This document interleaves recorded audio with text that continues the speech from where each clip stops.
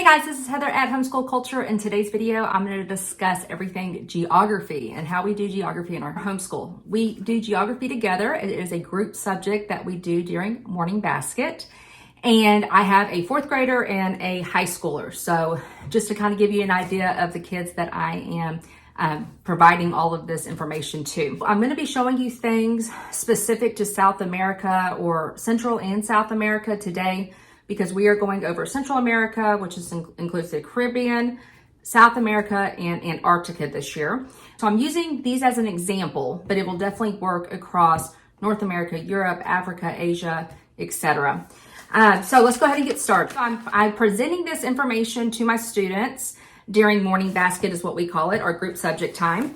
And so I always like to start, if I can, with a good picture book. So what I do is I go on and I look for picture books at my local library. A lot of the things that I use are from the library or online resources. But there's not really much to it. First, I'll go on to just like Google and I'll type in picture books, let's say like Latin American picture books, or maybe picture books for a specific country. So like this, for instance, is for Guatemala, and I will go and I'll see if my library has it. If they don't, and it's something that I really want to use, then I will request that they purchase it for the library. So for instance, this year, I requested Alina's story. And this is about a girl and just her life living in a small village in Guatemala, just, finding time to be able to read because they don't have electricity, things like that. And they don't have money necessarily to waste like candlelight. And so it's just a really good story to introduce your kiddos to on how other kids in different parts of the world may live. And so I was able to put in a request for this, and they purchased it. So good thing, because I was starting with Guatemala this year. So that was great. Okay, and then like this is one, because we're going to be starting Honduras in the next 2 weeks. And so here is another one, The Good Garden, from the perspective of people in Honduras. And so that is what I'm looking for. I'm looking for either the people of that country, or maybe also a geographical or cultural significance. So like when I'm talking about Panama, it might be a picture book about the Panama Canal. So that kind of is what I'm looking for when I'm looking for picture books. So after that, I start researching, because we are doing artist study and like composer music study this year specific to Latin America. I go in and I'll start looking for that.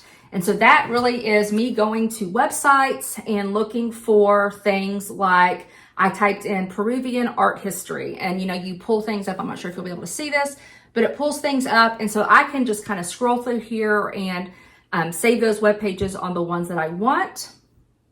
And the same with composers. And so I will go in and I'll look for composers to a certain region. This is a gentleman from Argentina. And so I will play the music with my children, and we'll discuss, like this is specifically talking about a tango orchestra. And so we will look at art and listen to music from that country. Now, I won't necessarily do that for every country, but I do try to hit at least every other week, either have an artist or a composer musician. Another book that I came into, and I've showed this on a book haul that I did with y'all, it says, Come Look With Me. And this just happens to be Latin American art. I think they had one for Africa as well. And so like, for instance, we went over Guatemala first. And so here is a piece of artwork. On this page, it discusses the artist, where they grew up, and then it gives just, some backstory and inspiration for the piece. So we keep it very, very simple. And obviously I can't find books all the time, and so again I utilize the internet as well. What I like to focus on really is I try to find points of interest regarding like a geographical location or something to do with the culture and maybe even history. So again, for instance, Mexico, Belize, Honduras, Guatemala, all of that region is the Mayan culture, and so we talked a lot about that. And so I purchased this book only because I knew I could use it across a lot of different ones. And so we'll thumb through and we will go and we'll, talk about maybe 2 or 3 spreads that has to do with Mayan culture. Sometimes I can't find picture books and things like that. And so I won't go into, obviously I won't introduce it with the picture book, but I might introduce it with something like this. And this is just kind of a very broad resource book over, like, here's Nicaragua. And so I'll go through and I'll pick spreads to read over and things that I think they might be interested in. And again, I really like focusing on the people, culture, sometimes history, just depending, and specific geographic locations. So like with Belize, in Belize, it is very well known and very famous for the Great Blue Hole. And so we open this spread up and we discuss that.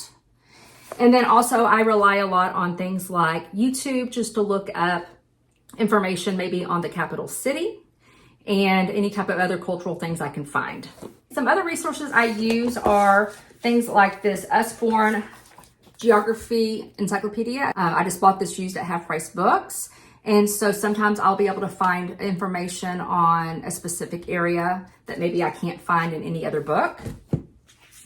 This Dover coloring book is fun to look through and see. And so for instance, it had a spread on Tikal, which is a very, very famous Mayan ruin in Guatemala. And so again, I go through my resources and I just kind of thumb through them and find things that might work for the lessons that year.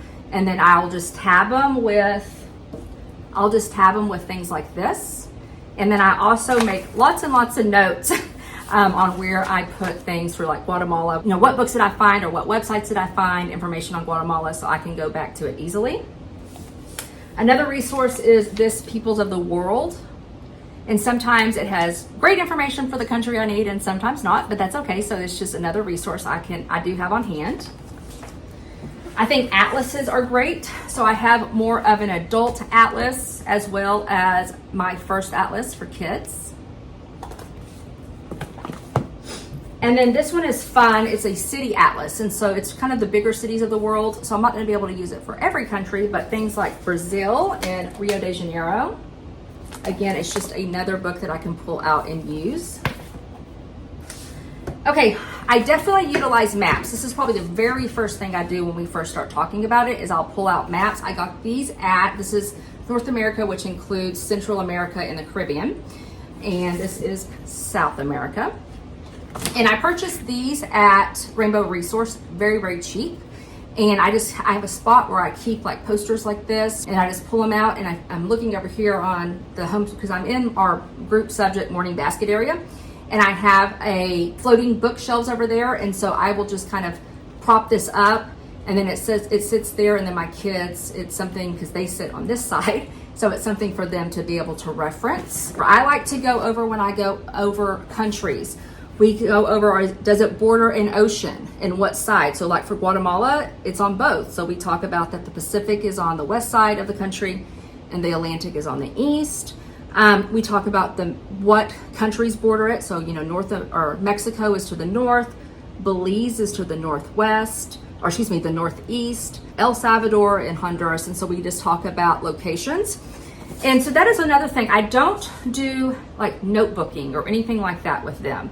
We will do some crafts, which I'll talk about here in a minute, but we don't do notebooking. We do a lot of whatever we learned the previous day. I reiterate those questions the next day.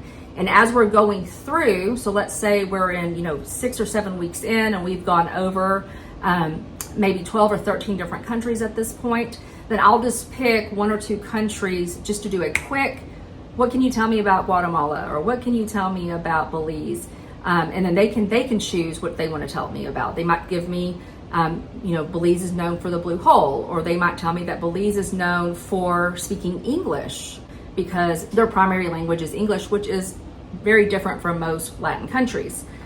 Another thing I bring into the mix are flashcards on the country and the capital. So one thing that we do, I guess you would call it more of a drill than like a notebooking or anything. So I want them to remember the country and the capital. So like, I'll go like this, Guatemala, and then they'll tell me Guatemala City, et cetera, et cetera. When I was doing North America, I used flashcards that were already made out for the 50 states, which is nice. I might go in and just kind of make it look a little bit nicer, like on Canva or something, but for something quick and easy, these flip index cards is super, super easy to do countries or even states in capitals. A website that I want to share with y'all is called Seterra. It's Seterra. I think I'm pronouncing that correctly. And it is something that I've used since I've been doing geography with my kiddos. And they have pretty much everything you can think of. And so like right here, you can see, I'm hoping it's not glitching too much, but I'll go in and this is the, what's this tell me? It tells me that it's the Central American countries.